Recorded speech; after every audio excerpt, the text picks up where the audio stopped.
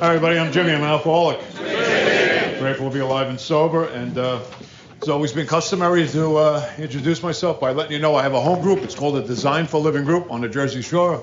I have a sponsor. Yeah. It's all right. It's all right. It's not the Westside men's group.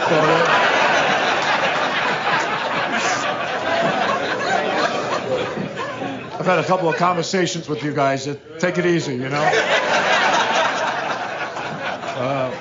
I have a sponsor. That's a good thing to have. A service sponsor. I sponsor a lot of men. But most importantly, I've been sober since my first meeting of Alcoholics Anonymous, and that was on March 28, 1987. So extremely grateful. Thank you. Extremely. Let me set this. What did you say, Ben? 3 hours? Okay. Wait a second. Oh, there we go. Hold on. Somebody told me, oh, we have a big football game today at 12 o'clock, the Hurricanes. Who are they? I never even heard of them. Oh, did I hurt someone's feelings just now? Oh, forget it. I can't even work this thing. All right. So, thank you, group. Thank you for having me and my wife, Mary Beth, down here for this beautiful breakfast. Thank you, Ben, for the invite. Thank you for all you guys who have done all the hard work.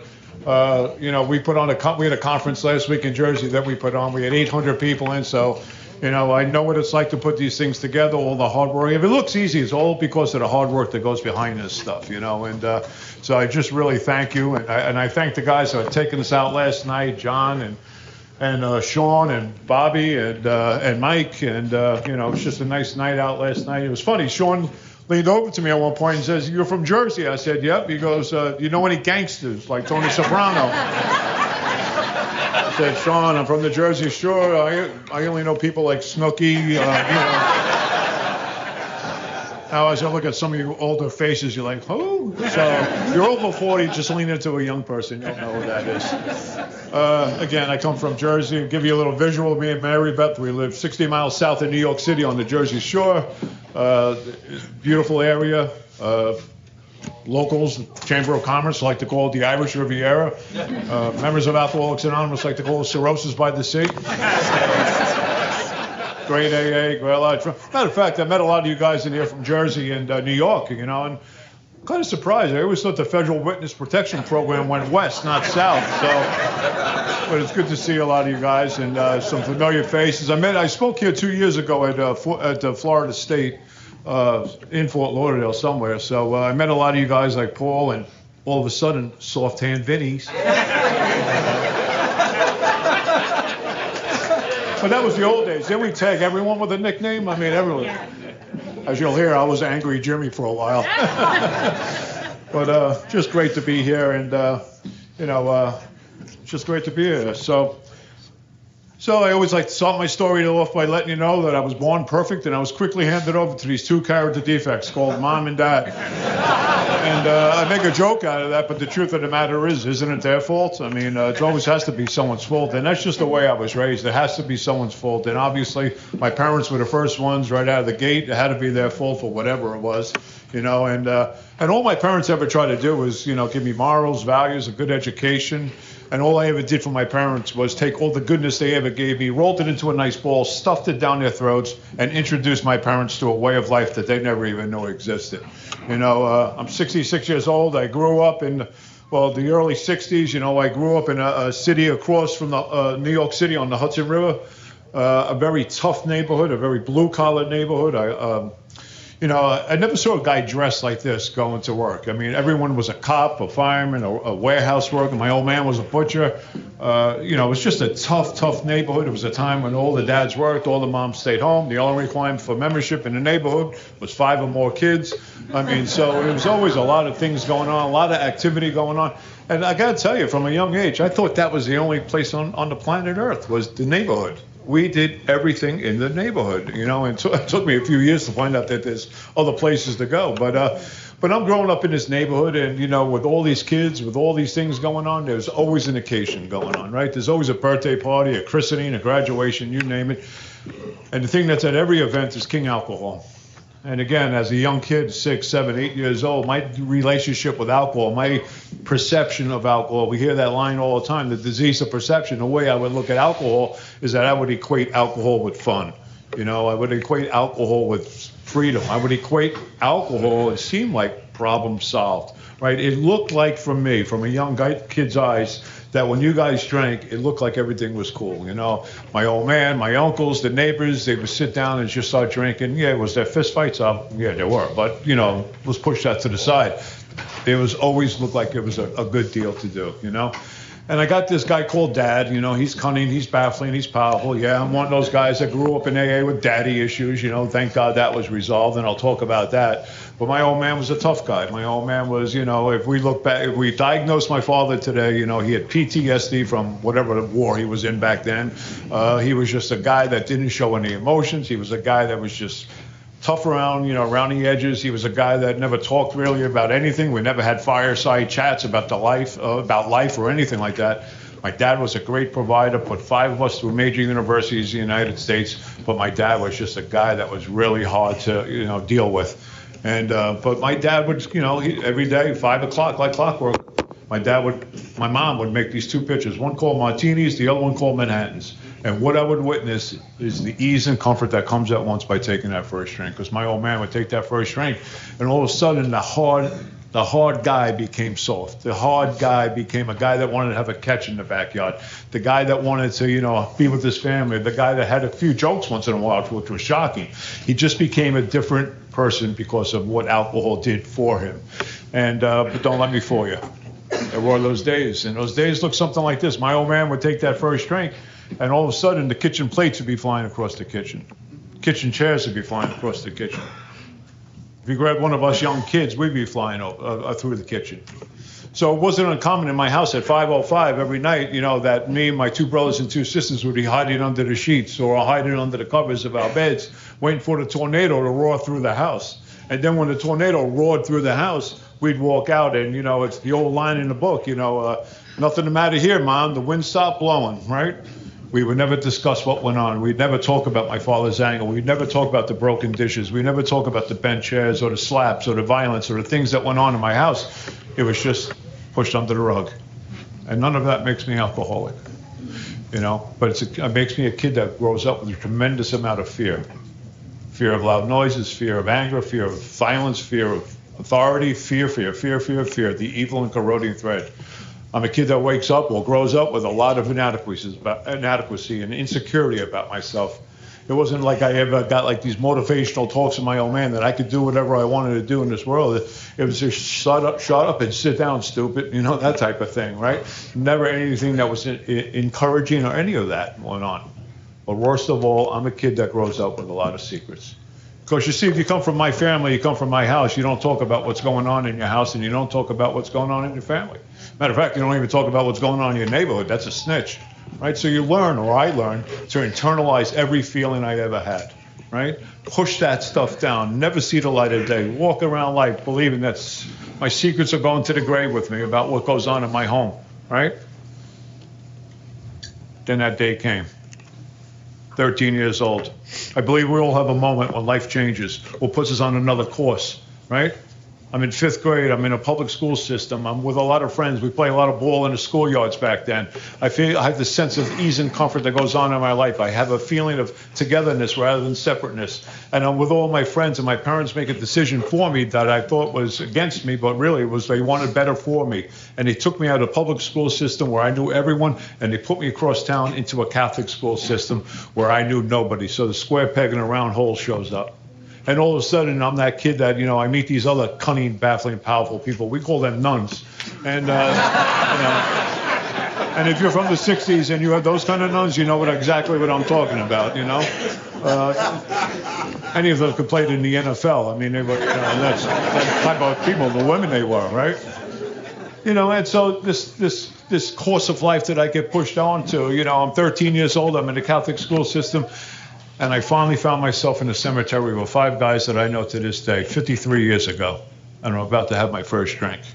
And I'm in the cemetery, and we're in a circle, and I'll never forget it. This first bottle of Colt 45 comes around. And I put my hand in there with a tremendous amount of fear, and I grabbed the neck of that bottle. I start drinking on a cold 45 malt liquor. Here comes that second bottle. It's called Mohawk Blackberry Brandy, and I start drinking on that blackberry brandy. And what I can tell you about my first night drinking is I blacked out. I puked purple for about 2 weeks. Took a beating from my father, and my mother apparently grounded me for life. But the hook was in the magic elixir, the thing that works for everyone in this room if you're alcoholic. The thing that just settled down that thing. And I don't know what that thing is, but there's something going on inside of me. When I come to Alcoholics Anonymous, I would hear you old timers say things like this, that alcoholism is a soul sickness caused by a separation from God and a disconnect from each other. And by the time I'm 13 years old, I'm already building walls. I'm the chameleon. I'm pretending to be someone you want me to be. And, and I don't even know I'm doing this stuff, right? I want to be accepted. I want to be part of. I want to be with these new friends. But, what I didn't realize on that first day drinking, I just stepped on a path that goes straight to pitiful and incomprehensible demoralization. And if you don't know what that means, new friends, that means hell. And that doesn't mean that every time I drank, it was a lot of trouble. And every time that, I got in trouble, was because of drinking. But it's just that my life over the next 16 years turned into full-blown alcoholism and homeless on the streets of northern New Jersey. And I grew up in a time when, my mom would open up the door at 8 o'clock in the morning. She'd boot us all out. She knew we'd all come home eventually. Like, that's just the way it was back then. You knew you'd eat somewhere. I'm not too bright. You'll find that out pretty soon. I like to say lack of education, but, I'm the type of guy, let's put it this way. I'm the type of, my buddy Pete's right here, he's a Brooklyn guy, If you grabbed me and Peter and put us on a street corner and then drove by and said, hey, there's a dead bird, me and him would both look up. I like to pull him into that all the time. I'll let that sink in. But that's really what happened. So not only does my drinking very quickly become progressive, my behavior starts to be progressive, and that's the point. All of a sudden, criminal activity, doing the things that we do on the streets to survive on the streets. My dad and my brothers and, people of authority who I like were teachers. None of them were my heroes. My heroes were like this neighborhood bookie.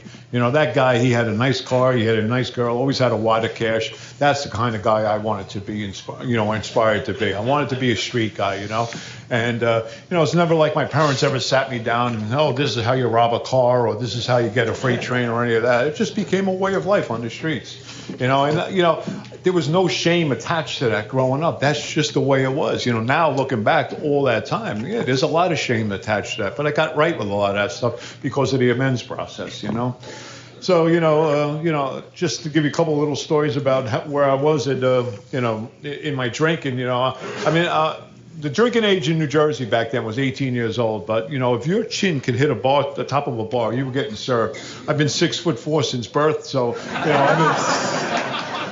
I get on, I'm getting served at 15, 16 years old at little shot and beer, old man bars, And that just became a way of life. And little by little, I started to become a daily drinker by the time I'm 18 years old. And I'm not drinking to get loaded every day. The alcoholic life just seems the normal one. I'm hanging with guys that are doing the same thing as me, and it just became a way of life. I go to this, like I said, my parents always wanted me to have a good education. I go to this Jesuit prep school, and my mother's the secretary to the principal. Thank the good Lord on that one, And I'm in this Jesuit, in this prep school, and one day a priest walks up to me and he starts to have a little bit of a discussion with me, gets a little heated, and before you know it, I knocked the priest out. I didn't go to hell right away. Take it easy. And I don't say that for a laugh. I just say that's a part that I earmark. That's a day that I earmark. I'm 17, 18 years old. Faced with anyone, faced with any situation, faced with anything. The way I dealt with life back then was I either got angry at it or I drank at it. I didn't know how to deal with human emotions. I didn't know how to hang out. I didn't know how to deal with human affairs. So I would always be violent. I would always take it out on you. I'd always blame you. I'd be angry. I'd be violent. And I'm not proud of that. It's just that's who I became. And so, I go through all that stuff and, go on to the greatest 10 years of my life. That's called college. I have a great time out in Pennsylvania, 9 friends. And what I don't see is what most of us don't see. I don't see the progression of my alcoholism. I don't see that every day my whole life revolves around drinking. I don't see that every decision I'm making revolves around drinking.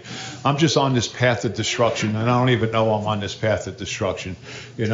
I'm like in my early 20s. All my friends seem to be wearing life like a loose garment. They seem to be getting jobs in New York City. They're making big money. They got her. They buy the house with the white picket fence. And I'm a guy that comes back from Pennsylvania or college where I came from, and I don't know what to do with my life. I don't know what to do with my life. So my life begins a daily thing of going down to the corner bar at 8 o'clock in the morning and trying to figure out my life. I don't know how many people in here are trying to figure out their life, but 19, 20, 21 years old, I'm trying to figure this out. And what I don't understand about going down to the corner bar at 8 o'clock in the morning is I'm taking that first drink. I don't understand the concept that the first drink gets you loaded. I don't learn that until I come to the rooms of Alcoholics Anonymous. And when I hear you guys tell me that the first time, I don't even believe that's true, because I think it's the last 20. I think it's the outside issues. I think it's all that stuff that's getting me drunk. I have no idea it's the first drink gets me drunk. So week after week, month after month, year after year, doing little side jobs, doing this, trying to hustle, trying to make some money. I'm just a regular corner bar guy. That's all I do. And I'm trying to figure out my life. And as I watch everyone move on with their life, I'm that double-edged sword guy. I'm the guy that's blaming everyone for the way I feel, what's going on in my life. I want to point fingers at you. I want to point fingers at her, my parents, you name it. I got to point fingers because I can't take stock, honestly, of the way I am and where I am in my life by the time I'm 22, 23 years old, right? But I'm also the other guy, the guy that's always seeking, searching for something out there, because there has to be something out there that's going to fix this thing inside of here. And whether that's women or drugs or alcohol or cars or whatever materialistic thing, I am convinced I'm under the delusion, because that's what alcoholism is, as I've heard a million times, it's not alcoholism doesn't come in a bottle, it comes in my mind, and my mind is filled with a lot of delusions and distortions, and I am truly believing that if I get just something out there will fix this in here, I'm going to be okay. But little do I know that King Alcohol has me in its grips. And year after year goes by, and I'm in a bar one day and I see a girl against the back wall, and the way I used to do relationships was I would, grab my little sister and say, introduce me to this woman. She would. I'd buy her an illegal substance, and this is what happened. 7 months later, I get married. I'm 25 years old or 26 years old. I don't remember how old I was. And I jump into a marriage because I'm under the delusion that if I just get married, my life will be okay.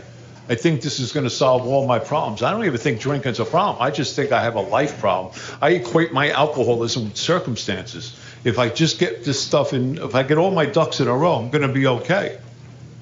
And I jump into this marriage, and 4 months into this marriage, I walk out of this marriage because I have the inability not to take that first drink. And I jump into this marriage, and I pretend to be a married guy. I don't like her. I don't like me. I'm irresponsible. I'm non-caring. I could barely hold a job. But I walk into this marriage thinking that this is going to solve my problem. And what happens is I walk out of the marriage 4 months into the marriage. I'm an everyday drunk at this point in my life. And I take off on this woman. I just walk her. I leave the family flat. That's it. And I come down here to Boca Raton, Florida. And my family, a friend of mine's family, had a nice condo on the water. I'll never forget this day. I'm in that condo. I'm getting a knock at the 4 horsemen. Terror, frustration, bewilderment, despair. Somewhere along the lines, God cracked my skull open. And in my mind, he put this chalkboard of emotions, of shame, guilt, and remorse. And it seems as though everything I've been doing in my life up to the age of, let's just say 26, 27 years old, has created some sort of shame, some sort of guilt. Shame of not being a good son, shame of failing out of college, shame of losing jobs, shame of walking out of marriage, shame, shame, shame. Most alkies have shame-based identities, and I'm riddled with it, and I'm filled with it. I don't know that until I come to meet you fine folk. The guilt of the things I'm doing, the remorse of the people I'm hurting, it's controlling my life. But you see, I have an answer. We call that Johnny Walker Red. And all I need to do is crack the seal of a bottle, and all of a sudden that grandiosity comes back. All of a sudden, it's your fault for the way I feel. It's her fault for the way I feel. And that little baby that was born perfect comes out to play. It's everyone else's fault for the way I feel. And that's where I'm at 27 years old. and I make a decision. Come back to New Jersey. And I'm a coward. I'm a coward, like a lot of us are cowards. I don't want to face the music. I don't want to look at my life. I don't want to see any of the things I've done. I don't want to see the destruction I left behind. So I come back to New Jersey making a decision that let me just camp out a little bit and figure out my life. So I'll stay on the streets for, a couple of days.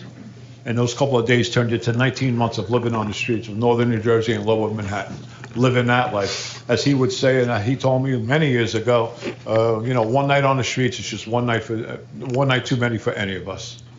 And when you live on the streets, and I know a lot of people haven't lived on the streets, but that's a different kind of thing altogether. Traumatic, dehumanizing, pitiful, incomprehensible demoralization. If I took a basketball made of glass right now, just threw it down on the ground, and it was shattered, that was my life at the age of 29 years old. My life was shattered, and I had no idea that alcohol was even part of that. It was all circumstantial stuff. Me and my wife were in Los Angeles last month at a deal, and a friend of ours works at the Midnight Mission, where Clancy used to work.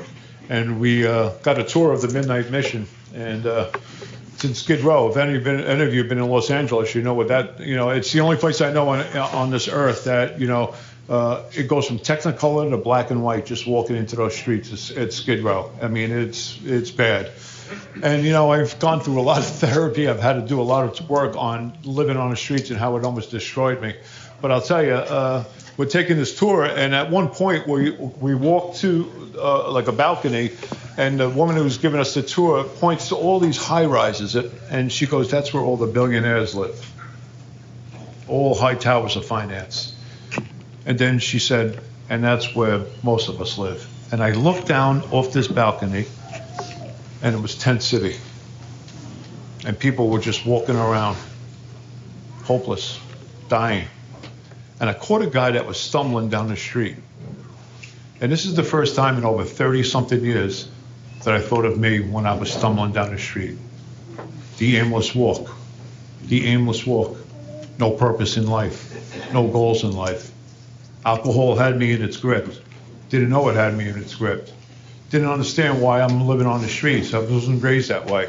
Don't understand why I'm going through the things I'm going through. I don't understand anything about alcoholism until I land with you fine folk and you sit me down. And there was really a moment of clarity for me that this is where I came from. And I'm not rich in any way, but I'm rich in fellowship. I'm rich with friendships. I'm rich with sobriety. I'm rich with Alcoholics Anonymous. I don't need a lot of money. I'm happy right where I'm at today. And that's only because of Alcoholics Anonymous and what we've done for each other in these rooms. So it was really a telling moment. So what happened was, living on the streets, I walk in a bar one day and I see this old timer I know from the neighborhood. And he comes up to me and goes, "Hey, Jimmy, they're hiring guys like you in Newark Airport." Finally being seen for my potential. I always wanted to fly a plane. I just didn't know how to do that, So back in the day, there was an airline, and you guys probably know, you're in Florida. I think it's the only destination they had was Florida. Was People's Express. That's when the flights were $69 to Florida. Now it's like $10,000 to get to Florida. And, so they were hiring guys like us. So hopefully get the luggage that's over there onto the plane over there. Now, I like to segue all the time, just let you know that if you flew through Newark Airport in the 80s and you're still waiting for your luggage, I'll make amends after this talk. But here I am, the next day, me and two guys, we rob a car. We're all sober now, over 37 years. We all made amends to that guy. It's pretty funny. But we take a car and we go out to Newark Airport.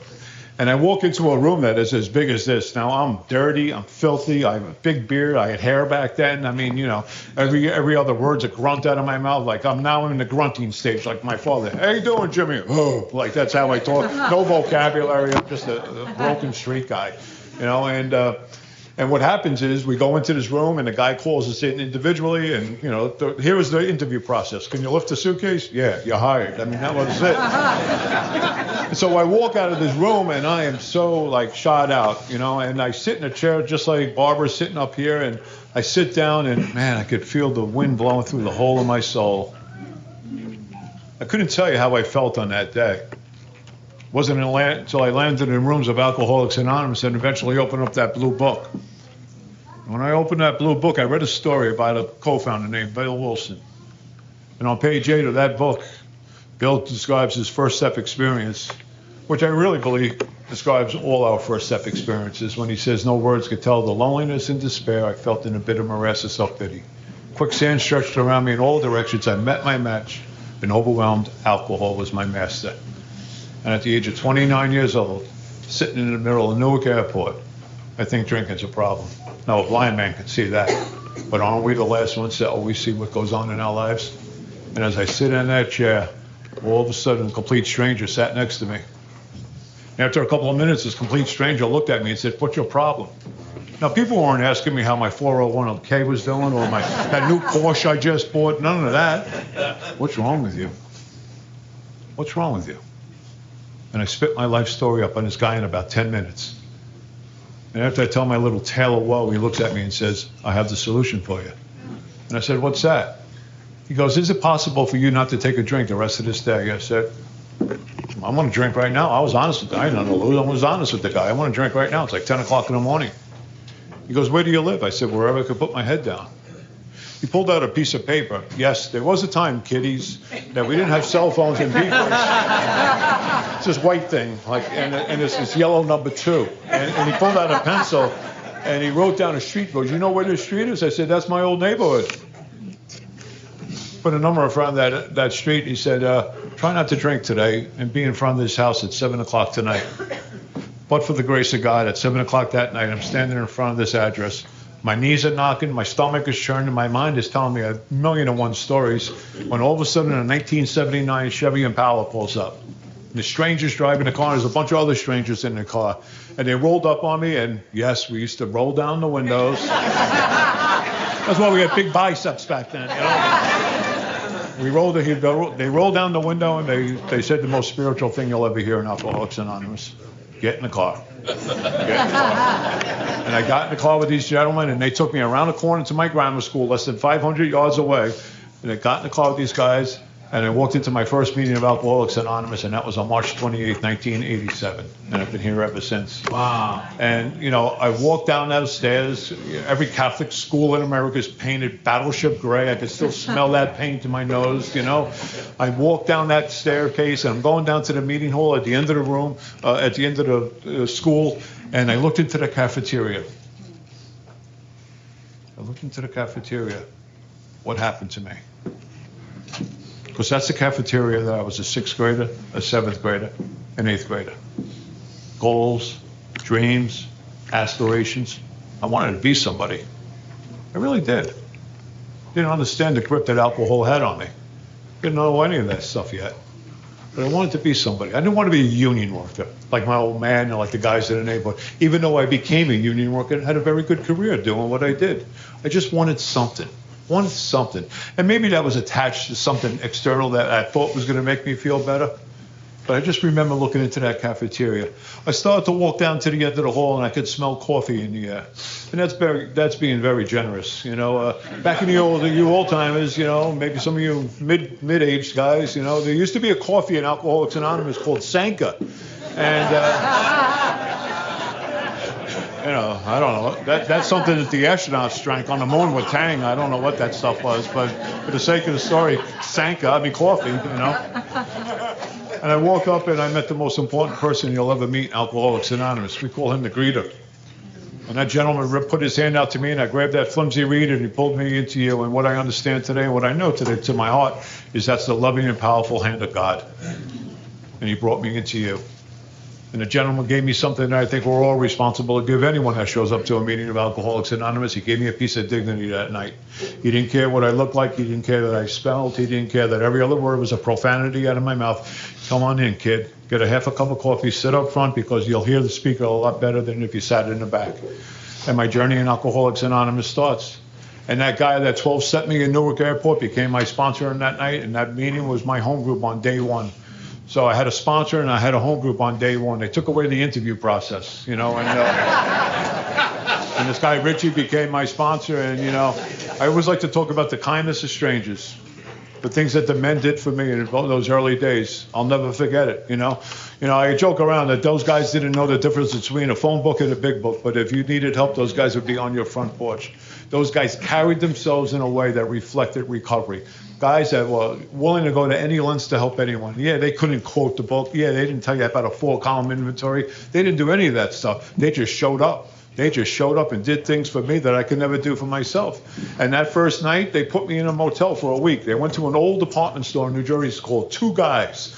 And they went and they bought me jeans, T-shirts, and sneakers. And they put me up in a hotel for a week. They took their own money. They didn't take basket money. They did their own money to pay for me so I'd be okay. And I'll never forget day 2, because on day 2, I shed an emotion. That sounds kind of weird, right? I shed an emotion. You see, if you're like me, anything like me, you're shut down emotionally. You're shut down in every possible way. I don't know how to have human conversations. I don't know how to have grown-up conversations. I don't know how to talk about how I feel because I'm a guy who just pushes everything down, right? And I live by the code of the street. You don't talk about how you feel, no matter what, right? And this guy, Richie, pulls up, and I say something that I'm even surprised comes out of my mouth. I tell him I'm scared. You don't say that kind of stuff where I come from. I'm scared. Why are you scared, Jimmy? Because I want to drink right now. And what I witness is what a trusted servant does in Alcoholics Anonymous. He called up his wife, said, take me off the calendar. I'm going to be with a newcomer. He took me to 3 meetings that day, fed me 3 times. Must have drank 700 cups of coffee that day. But I felt like a part of you for the first time in my life. I felt like there was something connected to you. There was this umbilical cord that was going on. And all of a sudden, not that I knew what was going on, but I just felt something different in my life that I've never felt before. And that really starts my journey, day 7. Why do I remember these days? It was like 30-something years ago. Why do I remember it? Day 7. I'm in my new home group with my new sponsor, with my new friends. I don't know what the hell's going on. I am what we used to call in the old days mocus. Now, I don't know what that word means, but it sounds like a real good description of where I was at 7 days. And what happens is this Richie, he's doing jumping jacks in front of me. We're having a business meeting. What? A business meeting? And I want you to take the job as the ashtray cleaner. I'm like in my head saying, you're out of your mind. I'm not cleaning ashtrays. And I had a perfectly good reason, because to this moment right now, I've never smoked a cigarette in my life. Never smoked a cigar in my life. I've never smoked, so why do I have to clean ashtrays? I didn't understand what he was trying to do for me, right? I thought he was doing something to me. And what he was trying to do for me was get me in the middle of the herd, to get me connected to you, to have a responsibility, to have a job. And what I could tell you is I listened to that small voice that we all have inside, that intuitive thing. And that thing said, trust the guy. He's trying to help you. He's not trying to hurt you. And from that moment to this moment right now, 7 months, or really 13,741 days for our day counters, one day at a time. I've been connected to Alcoholics Anonymous through a commitment, whether it's been in my home group, whether it's been in my district, whether it's been in my area. I've had a job in AA. That third side of the triangle, that third legacy of Alcoholics Anonymous, of service, carrying a message to the best of our ability. So that really just starts this journey into Alcoholics Anonymous. I eventually get back with that wife. Do you believe it? I got back with this wife. I mean, when I saw her I was probably 4 months sober, and I ran into her, and I was telling her I'm sober and all. She goes, that's good. And my mind says, should I move home? I haven't seen you in 2 years, but can I move home? You know how we think sometimes. I think I'm ready to... I'm back. The new and improved Jimmy's back, Well, we eventually did get back together, and we had that, we had the house with the white picket fence. I got a great job. I had my first bank account. We had 2 little AA babies who were now 35 and 32. Externally, it looked like my life was on the fast track to happiness, right?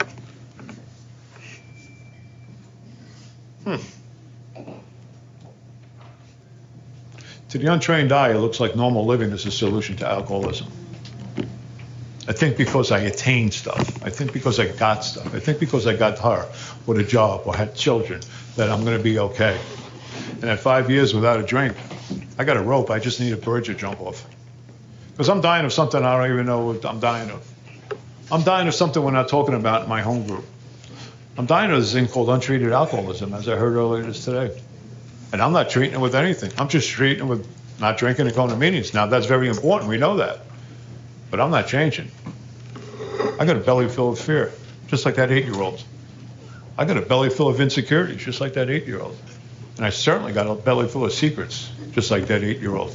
And I'm not discussing any of that stuff with anyone because I'm under the delusion, again, that abstinence is a solution to a spiritual malady.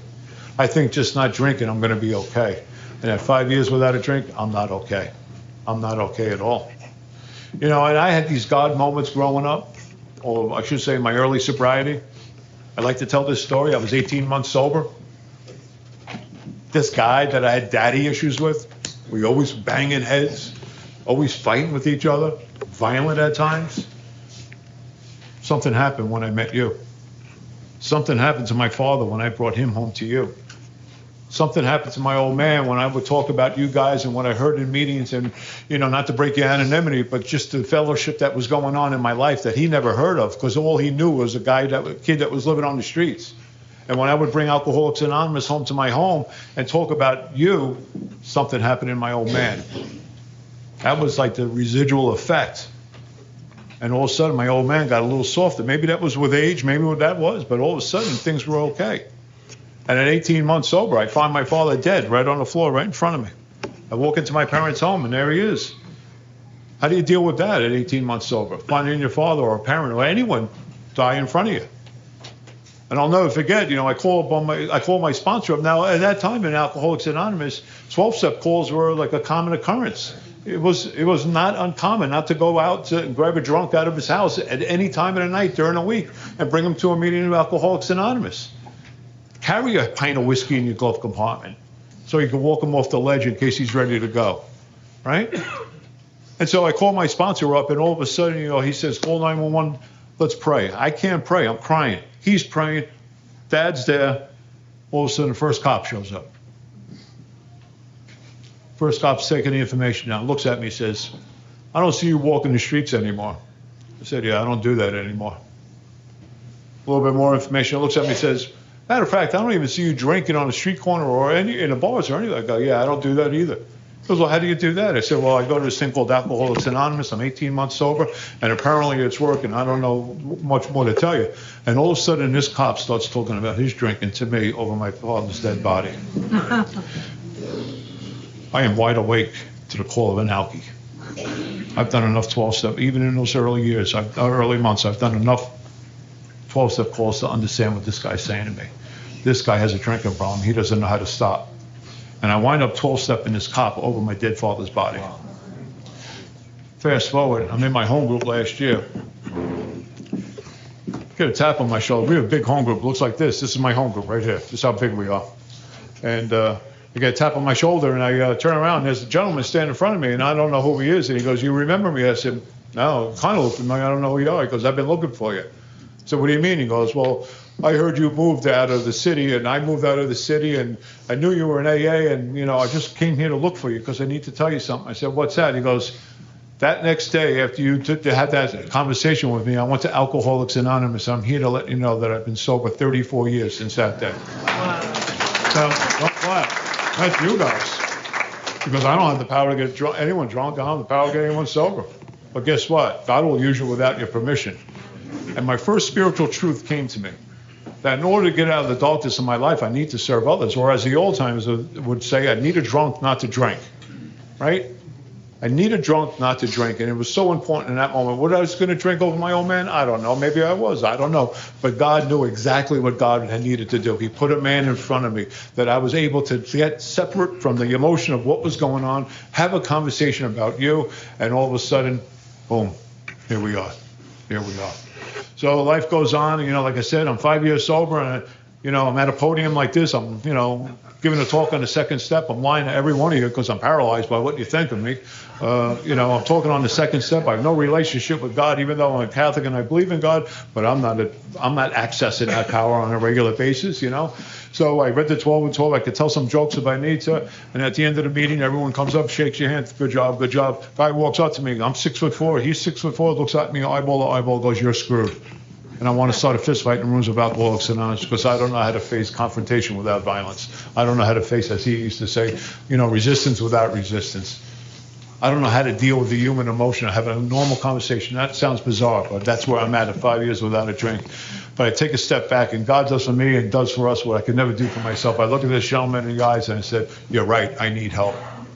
And that next day, I find myself in a railroad room apartment. You don't know what a railroad room apartment is? They built them in the New York area back after World War I. Long apartments that look like train cars. And everyone from your family lived in this one apartment. So you had grandma, you had the uncles, the aunts, the cousins, the brothers, the sisters. And this guy that confronted me, he's in there and he has a Jack Russell. Anyone know what a Jack Russell is? A Jack Russell is like a newcomer on 40 cups of coffee. This dog was running the walls. He was running around. And this guy's peppering me with a few questions. First question, Jimmy, how long could you hold your breath? How long can you hold your breath? How long can you be in a 12-step program, not more than 12 steps? What does your relationship with God look like? I believe in God, but what does God have to do with this? What makes you alcoholic? And the best I could stammer out of my mouth in that moment was I drank too much. No idea about the physical allergy, no idea about the mental obsession, no idea about the search engine deep down in all of us, that thing that just drives everything, the pipeline to the mind. I don't know all of that stuff. Then he said to me something some of you guys might not believe, but this is the way it was in my neighborhood back then. He looks at me and goes, "Where's your big book?" And I looked at him and said, "What's a big book?" I'm sure they were on a literature table. I'm sure they were at a podium or a lectern. But we were never encouraged to open the book back then. It wasn't until Joe and Charlie came through the Northeast in the 90s that everyone got fired up and became militant in a way. We all go through that stage. But, we started to use the book like a weapon rather than a tool, right?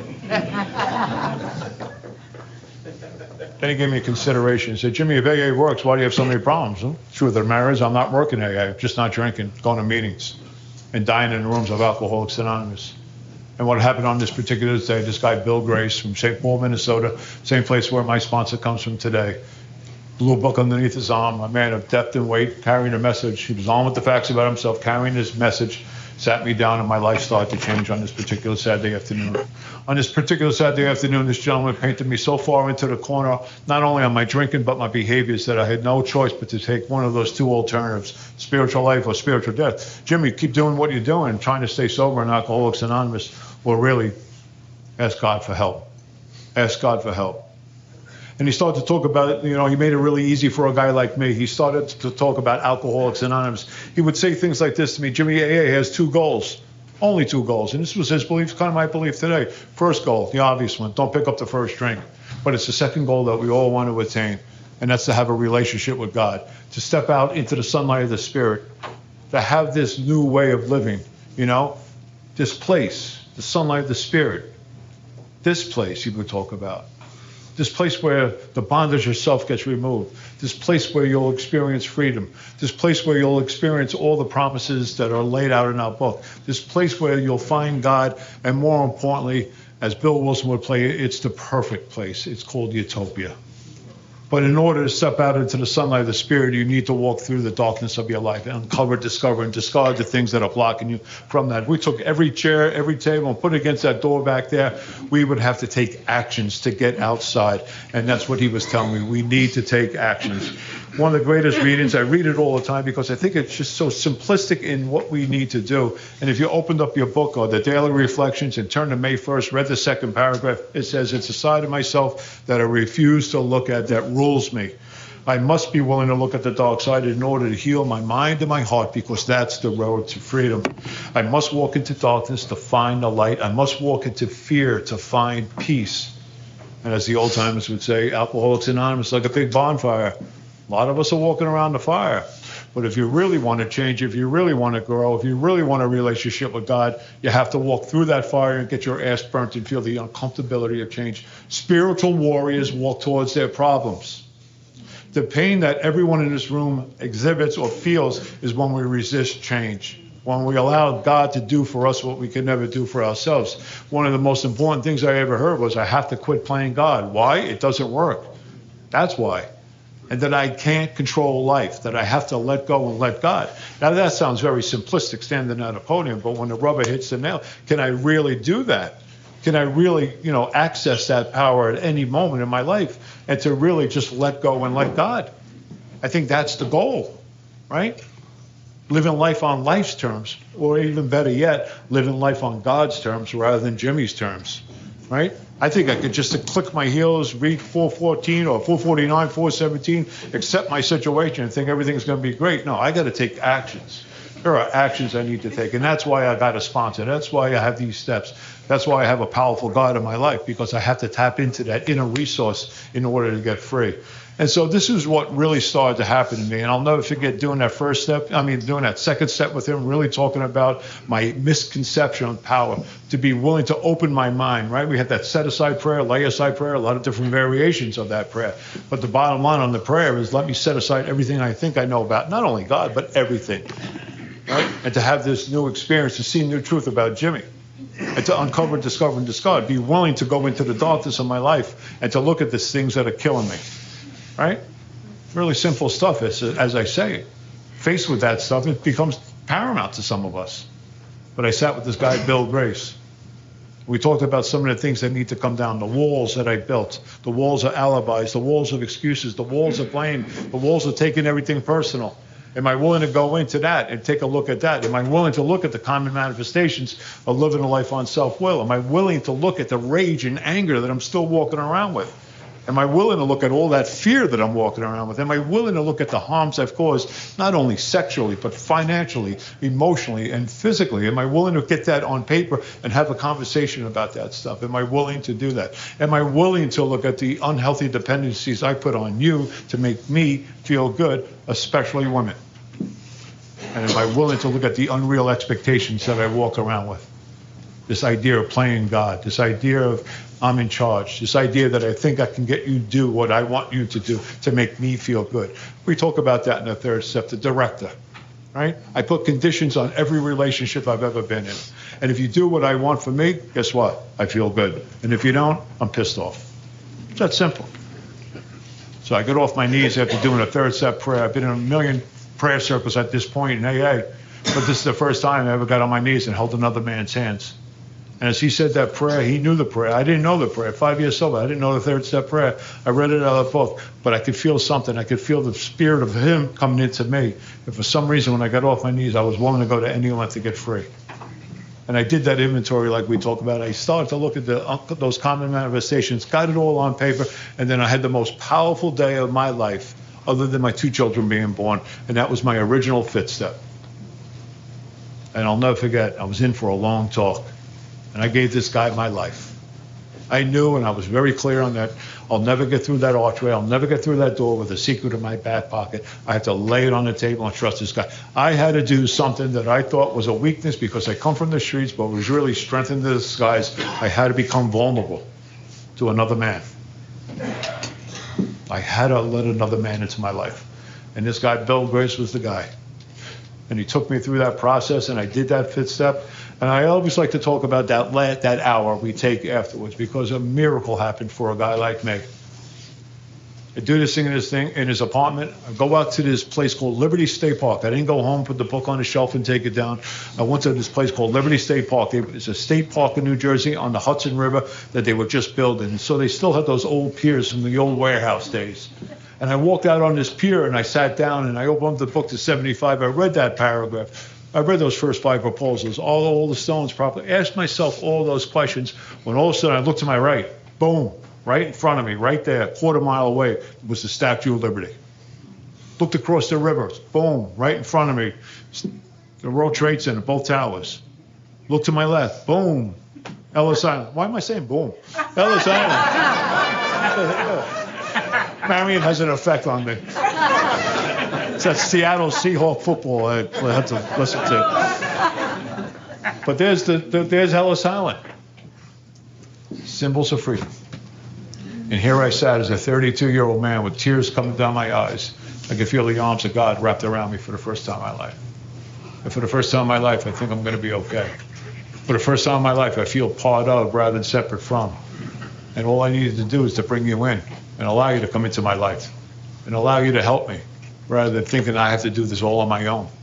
It was an unbelievable day, but then I fell for the biggest trap we have in Alcoholics Anonymous. I fell prey to comfortability. And all of a sudden, the things that were, what time do I go to? I don't even tell when I started. All right, the game's at 12. We've got another hour. All right, I'll give you the 15 minutes for the ride home. I fell for the biggest trap we have in Alcoholics Anonymous. I fell prey to comfortability. All of a sudden, overtime became more important. All of a sudden, coaching baseball became more important. Coaching girls basketball became more important. Now, nothing wrong with that. Nothing wrong with that at all. But it overtook my primary purpose. I always like to say, if I took the boat out into the ocean by my house, and pointed it east, like you guys, I see the most beautiful thing every morning, the sunrise, right? I could be out on that boat. I can see the curvature of the earth. But what I don't see is that I'm drifting from town to town to town because I'm only looking one way. And I don't see that I'm being disconnected from God again. I don't see that self-will and riot is back in my life again. I'm under the delusion because I go to meetings, I sponsor a few guys, do a little bit of service work, that I'm okay, when the truth is, at 10 years, I'm not okay. But I can't see that. And I make a decision, a bad decision, a real bad decision. Because at 10 years, me and my wife are having a lot of problems at home. A lot of fighting, a lot of financial stuff, a lot of everything stuff. And we're always fighting. And a woman in AA gives me a little bit of attention. I fall hook, line, and sinker for that. And I walk out of my marriage, and I walk into the arms of a woman in Alcoholics Anonymous who understands. And I blow up my life in AA at 10 years without a drink. And I tell you that not because I want to tell you that. I tell you that because that's the truth of my story. The truth of my story is, man, I didn't want to do that, but I did that. And worse yet, I'm looking at an 8-year-old and a 5-year-old, and they're looking at their father, and they see me getting pulled out of the house by cops. Because on July 8th, 1997 is my son's birthday. He's 5 years old. July 9th is my daughter's birthday. She's 8 years old. July 10th, the cops are pulling me out of the house, 1997, because of my anger and the rage and my alcoholism taking over all over again. And I walk out of this house never to go back again. And I blow up my life. I'm the guy that builds a beautiful spiritual structure for me and my family, and I tear it down with a senseless series of sprees. And let me tell you, you don't need to be drinking to blow up your life in Alcoholics Anonymous. Just sponsor people. You'll find that out. So that really what happened. Living that double life. 10 years, 11 years. Tell my sponsor about 20% of what's really going on. And that 13 years without a drink in my hands, I understand what Dr. Bob talks about when he says he was stuck between a rock and a hard place, because I didn't want to drink, but I needed to drink because of the way I was living in the rooms of Alcoholics Anonymous, the double life. And I walked into a bar one day, and I'm fed up.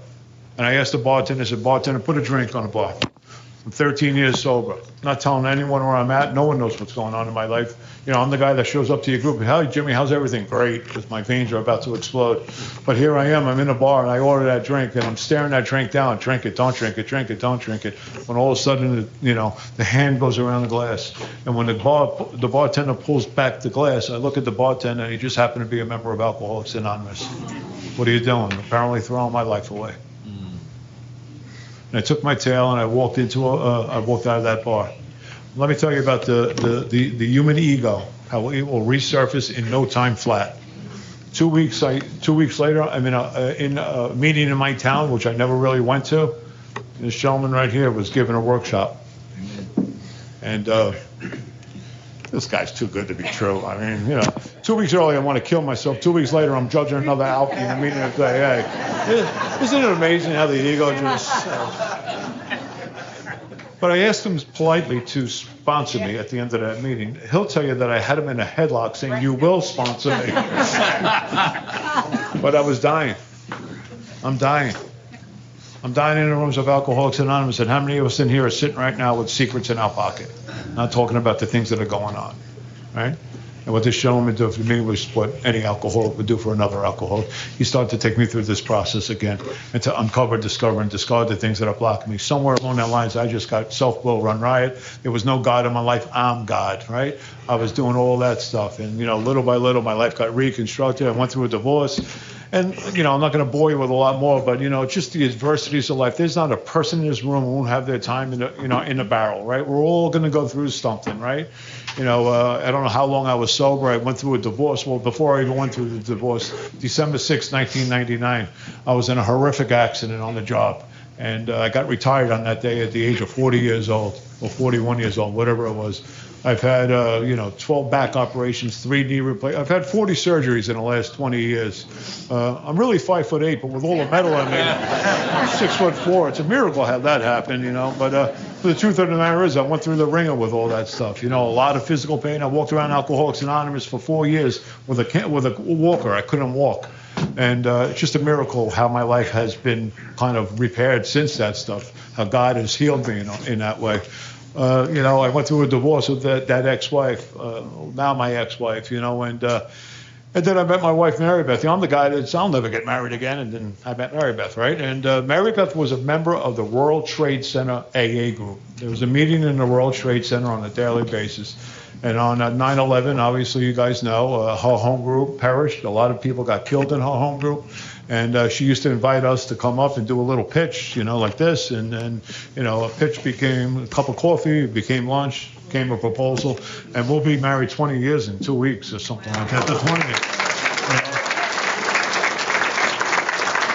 Again, God doing for me what I could never do for myself. How's that happen, right?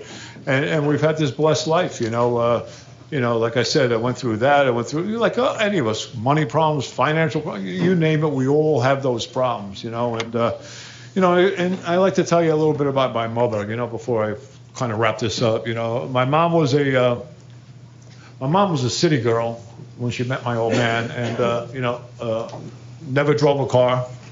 My mom was a Jane Fonda workout freak.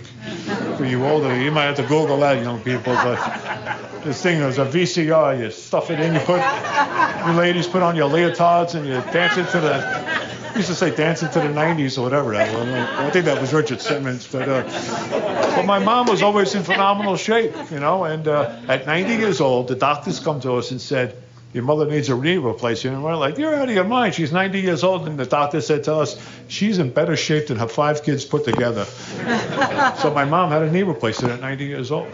Now, she was slipping a little bit, but any of you medical people in here, when you get put under anesthesia at that age, she went off the deep end real quick. And she got full-blown dementia. I'll tell you this story for a couple of reasons. Number one is, the power of God in all of this. Becoming the parent of your parent is a really weird thing. When my old man died, he was just, boom, he was dead. 63 years old, 3 years younger than I am right now. But then we had to take care of my mother, and my mother didn't know anything. Matter of fact, we were sitting at the table one day. She was like 90, 91 years old. We're having lunch, me, Mary Beth, my mother. My mother looks at me. She says, where were you? What? Where were you? What are you talking about? I walked the streets looking for my son for 2 years. Where were you? And my ego was something inside of me wanted to respond to that. Like, I made amends to your restitution to you 27 years ago. I'm living amends all this time, taking care of you. But God just said, shut up. Just shut up. You don't need to justify anything. And 2 seconds later, my mom didn't even know who she was talking to. And it got so bad she would wander the streets at 3 o'clock in the morning. I don't even know how she got out of her house. And the cops would find her. I don't know where I live. So we eventually had to put her into an assisted living place. And that's when the pandemic happened. And she's in an assisted living, and the whole place gets COVID. And my mother passed away from COVID. But I want to tell you about that day. So I just had my 3rd knee replacement. Yes, 3 knee replacements. Yes, I know, I only got 2 knees. Yes. These are the tough questions I'm asked sometimes. I got a joke behind that, but it's dirty, so I won't even say it. Has to do something with an implant, but I'll let your mind think about that one. So anyway, I come out, I get a phone call from the hospice nurse, and she calls me, she goes, get here. Your mom's going to die any minute. And, so I get it's only like 2 miles away. I get to the assisted living place, and I meet the hospice nurse. And back then in the beginning, remember, you had to take a test, put the PPE on. I haven't seen my mother in months. And my sisters are hitting me up, FaceTime mommy, FaceTime mom. I think we were all in denial, maybe. I think I'm going to go see the 60-year-old Jane Fonda mom. And so I'm just about to go in, and a hospice nurse grabs me. She goes, I want to let you know something. Your mom's not going to be able to open her eyes or speak, but she could hear you. And then she pulled the curtain back, and what was laying in bed was a skeleton. My mom.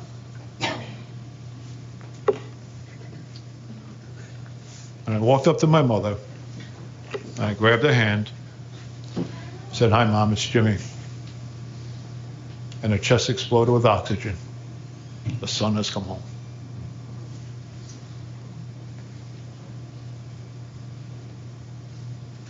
Does God hear our prayers?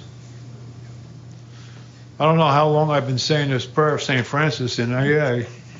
I think maybe since I've been introduced to that prayer, reading 11 step out of the 12 and 12 one day, and it just became part of my prayer life, that prayer. Our good friend Don Majors used to say it all the time, to love, comfort, and understand. Love, comfort, and understand. To love, comfort, and understand. I was given a consideration once by a sponsor, and he asked me, Jimmy, do you look at the people in your life, the situations in your life, and the circumstances of your life through the lens of a character defect or through the eyes of God? I've always looked at everything through a lens of a character defect, with anger, with fear, with envy, with jealousy, with whatever the character defect is. That's how I looked at life. But now I'm starting to look at life because of this transformation, because of these 12 steps, because of the power of God in my life. I'm looking at this stuff differently. To love, comfort, and understand. With love and forgiveness. If love and tolerance is our code, is it really? Is it really? Do I look at things with compassion and forgiveness and love? I started to look back on that situation on that day. And God was doing for me what I could never do for myself. And as I let go of my mom's hand and said, go back to Dad, he's waiting for you in heaven. I walked out of there, the nurse called me an hour later and says, your mom's passed. But it was profound. And everyone who's sitting here who's lost their parents, you know what that's like. There's a hole. Never gets filled. I don't believe it gets filled. Maybe it gets filled a little bit. But there's a hole. My mom did everything for me. She bailed me out of every jail. She did everything for me. There was times when I would say, how the hell did she get money to scrap up to get me out of jail this time? And I took advantage of all that. But my mom was always there for me. And it was just another point of, the point of the story is, just that God was doing for me that day what I could never do for myself. And guess what? The evidence is all around us. The evidence is all around us. Of people who have gone through hard times, good times, whatever the time is, whether it's financial, whether it's a death in the family, whether it's whatever it is. And guess what? We have the unfair advantage here. Because we have people in this room right now who have had experience going through whatever you're going through right now. I just need to tap into those people and bring God into that with me. So really, that was like the last year. God takes away one life, and all of a sudden, my daughter comes home and says, "Dad, you're going to be a grandfather for the first time." And that little Mila, she's 2 now. Some of you might see me on Facebook. She's the joy of our life. And then my son, 10 weeks ago, we had our grandson. So now we have 2 grandkids. And, I remember you old guys used to say, wait till you have grandkids. I'm like, yeah, I'm sure it's going to be fun. I didn't know how much fun you were talking about. And when you can hand them back at the end of the day, there you go. What's that on her? I think it's ice cream we had at 8 o'clock this morning. Oh, that's the soda that she doesn't drink in your house. Why is my kid up to 3 in the morning? I don't know.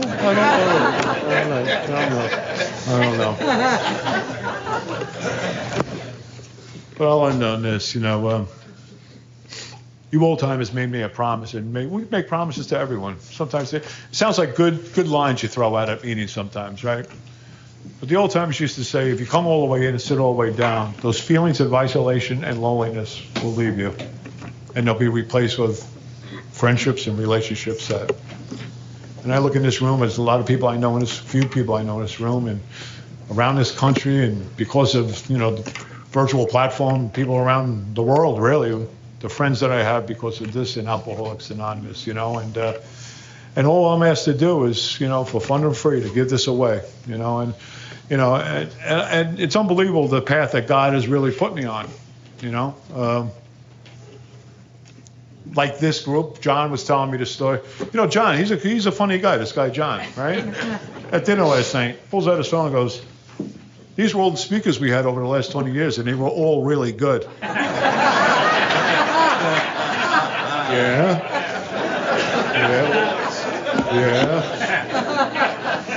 What does that mean?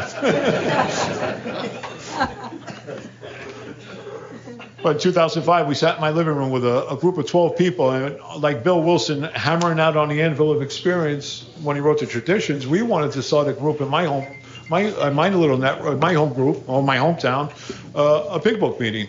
And so 12 of us got together, we came up with a format, we went to prayer, we prayed that 30 people would show up to our first meeting.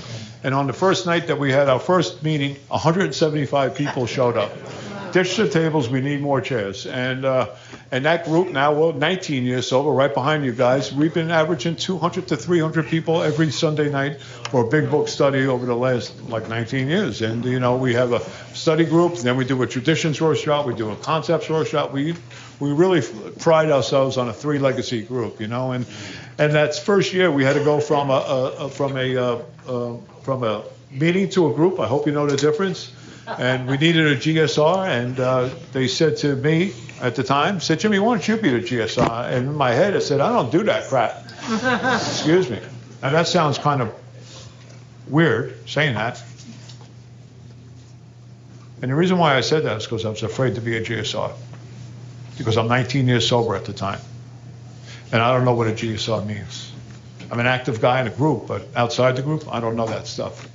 But God does for me what I could never do for myself. All of a sudden, my hand starts to go up. And all of a sudden, I have this conversation. Maybe some of you guys have had this conversation. What are you doing? What are you doing? What are you doing?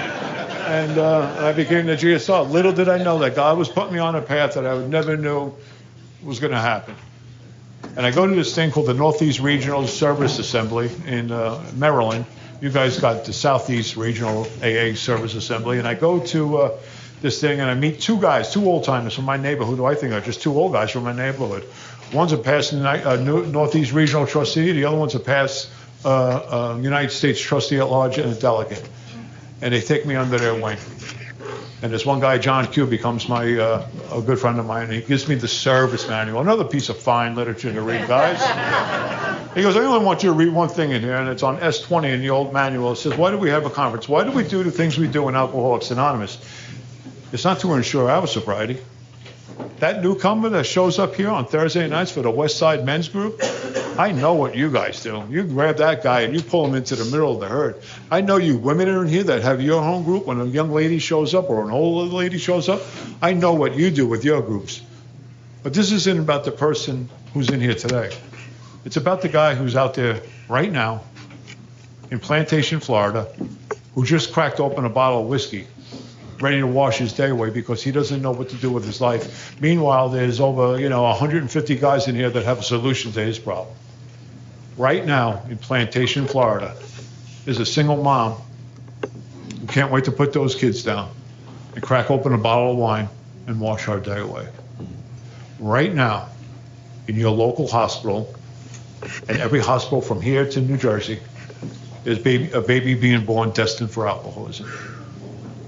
And what I started to understand is I have a little bit more of a responsibility than just showing up at an AA meeting, drinking a bad cup of coffee and sitting in a metal chair and complaining about the sad state of the nation. That I got to get a little bit more active than I have. And God started to put me on this path because our real goal here, why we gather, is because we need to carry the message to the alcoholic who's still out there that doesn't know we're in here. And what I started to do was I started to get involved in committees. I started to do a lot of different things I never did before. I started to go down that inverted triangle, became a DCM, became the area chair, became the alternate delegate. I rotated out 2 years ago as the delegate to the General Service Conference. I had an experience that was quite remarkable, quite remarkable. I was the closest delegate to Brooklyn, New York. I'm the only delegate that drove to the General Service Conference in my second year. And as I drove to Brooklyn, New York, I made a decision to drive through the streets where I grew up. And when you're a little kid, you look at your old neighborhood or where you grew up and you think everything is real big. I drove through that city and I'm like, man, things shrunk. Things are really small here. And I drove past that first bar that I drank in at 15 years old, Wally's. Wally's Beer. That's what you signed, Wally's Beer. I drove through the streets where I would walk for 2 years aimlessly. Drove past that house that I was raised in, where the violence went on. And I had to pull over it because I couldn't stop crying. I couldn't stop crying. Because just like when I was in Los Angeles, to go from that to this and everything in between, how does that happen to a guy like me? How does that happen to a guy or a girl like you? It's only a miracle. And I couldn't stop crying because of the gratitude I have for Alcoholics Anonymous. When I was 90 days sober in New Jersey, and I'll end on this, when I was 90 days sober, and the way we do celebrations, we don't do the chip system in New Jersey. We do 90-day biddings, and then we do yearly celebrants. In 90 days, you would go to the podium, and you'd be dressed like this no matter what. The old timers instilled wearing a suit to the podium, wear a dress to the podium, show your respect for Alcoholics Anonymous. And I stood at a podium just like this.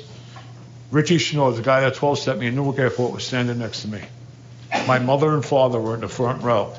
And I couldn't see them because the smoke was so heavy that I knew what their kneecaps looked like, so I knew they were there. And Richie held this 90-day pin. The 90-day pin had a little dot in the middle, it had a G on top, and had AA on the bottom.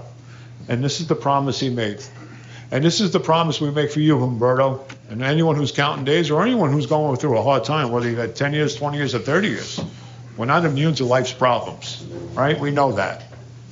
But this is what they told me. Jimmy, you're that little insignificant dot in the middle. But if you could put one hand in God, the G, and one hand in AA, and get involved in the 3 legacies of Alcoholics Anonymous, to get in the middle of this deal, you'll never have a hand to pick up a drink. They weren't lying to me now, and I'm not lying to you now. One hand in God, one hand in Alcoholics Anonymous. Get in the middle of this deal, and you'll have a life beyond your wildest dreams. That's all I have. Thanks.